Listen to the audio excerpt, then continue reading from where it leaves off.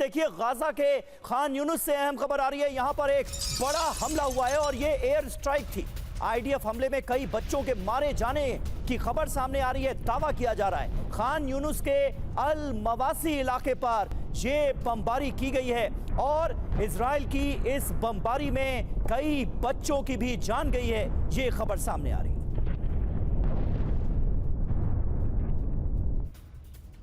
और देखिए, गाजा के खान यूनिस में भारी तबाही की खबर सामने आ रही है। इजरायली बमबारी में शहर तबाह हो गया है। सामने आया है तबाही का एक वीडियो, जो तस्वीर हम आपको दिखा रहे हैं कि क्या हालात है खान यूनिस के। जिस तरीके से इजराइल ने यहां पर बॉम्बिंग की है लगातार, उसके बाद आप देखिए हर तरफ मलबा ही मलबा नजर आ रहा है।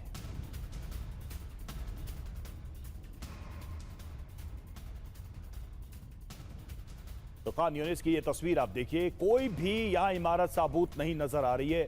हर तरफ इन इमारतों का मलबा बिखरा हुआ नजर आ रहा है। और वहीं न्यूक्लियर मुद्दे पर ईरान और अमेरिका में टेंशन बढ़ती नजर आ रही है। ईरान पर न्यूक्लियर वेपन बनाने का आरोप, पश्चिम एशिया में हाई अलर्ट पर अमेरिका।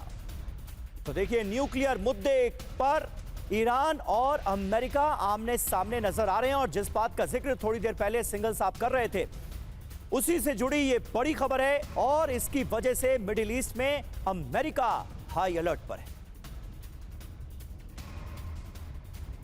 जहां तो हाई अलर्ट पर अमेरिका, इससे जुड़ी लगातार खबरें भी सामने आ रही हैं। कुछ अहम बातें आपके सामने। ईरान के परमाणु ठिकानों पर हमला संभव है। मिडिल ईस्ट में यूएस ठिकानों की सुरक्षा बढ़ा दी गई है। अमेरिका ने क्या कहा है? तो परमाणु हथियार विकसित कर रहा है ईरान। ये एक कंसिस्टेंट एलिगेशन ईरान पर अमेरिका कर रहा है। ईरान के रवैये से हमारी सुरक्षा को खतरा है, सहयोगी देशों, क्षेत्रों के नागरिकों को खतरा है। ईरान को परमाणु हथियार बनाने की अनुमति नहीं है और अमेरिकी दूतावास, सैन्य ठिकानों की सुरक्षा बढ़ा दी गई है। जी हां, और देखिए ईरान ने कहा क्या है। ईरान परमाणु हथियार नहीं बना रहा है, अस्थिरता को बढ़ावा अमेरिका दे रहा है। अब आगे क्या होगा?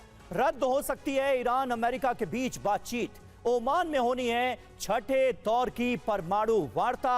और क्या बंसल साहब, अब ये वार्ता खटाई में पड़ती हुई नजर आ रही है। तनाव क्या इस सीमा तक, इस हद तक जा सकता है कि वाकई ईरान पर इजराइल अटैक कर दे और अमेरिका उसके साथ खड़ा नजर आए?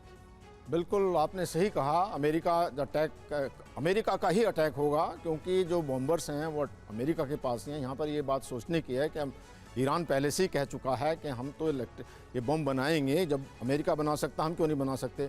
दूसरा, अभी फ़िलहाल में जो है ईरान जो एक इंस्पेक्शन के लिए भी तैयार हो गया था, लेकिन जो इंटरनेशनल एटॉमिक एनर्जी एजेंसी है वो ये कहती है कि वो पूरी इन्फॉर्मेशन नहीं देते, पूरी साइट नहीं दिखाते। ये तो असंभव है और ईरान ने इतना एनरिच कर लिया तो उसको ख़त्म करने के लिए क्या वो मानेगा नहीं। और जबकि उसको सपोर्ट हो गया है, रसिया का सपोर्ट है, चाइना का है, उत्तरी कोरिया का है। तो इस स्थिति में जो है ईरान अपना, लेकिन यहाँ पे क्वेश्चन इस बात का उठता है कि उन्होंने अपनी जो सुरक्षा तो बढ़ाई है, जो एयर डिफेंस, इसके अलावा जो वो कहते हैं कि जो उनके ये एटॉमिक प्रोग्राम है वो करीब 500 मीटर नीचे हैं और पहाड़ी पर हैं, कि वहाँ तक वो कोई अटैक पहुँच भी सकता है नहीं। ये भी बहुत इंपॉर्टेंट चीज़ है कि हालांकि इजराइल अगर अटैक कर भी देता है कि वो उसको अटैक कर पाएगा या नहीं कर पाएगा, ये भी एक बहुत बड़ी बात है कि वो ध्वस्त होंगे या नहीं, वहाँ तक पहुँच पाएंगे। तो ये सब सोच बिल्कुल, लेकिन सर दावे और तैयारी तो ऐसी ही नजर आ रही है। इजराइल जिस तरह की तैयारी कर रहा है और जैसा दावा कर रहा है, और देखिए गाजा पर इजराइल के खिलाफ विरोध, इजरायली हमले का विरोध लगातार चल रहा है। पुलिस और प्रदर्शनकारियों का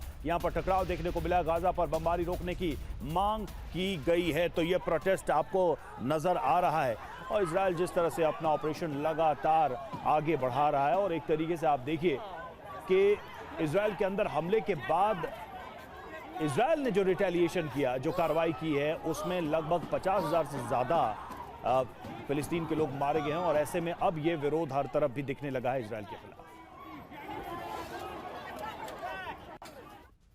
लेकिन एक बड़ी जानकारी ईरान अमेरिका तनाव से जुड़ी सामने आ रही है कि अमेरिकी बेसिस को ईरान टारगेट कर सकता है। अमेरिकी बेसिस पर इस वक्त खतरा मंडरा रहा है। ईरान अमेरिकी बेस पर हमला कर सकता है। मिडिल ईस्ट में अमेरिका के करीब 40,000 सैनिक मौजूद हैं।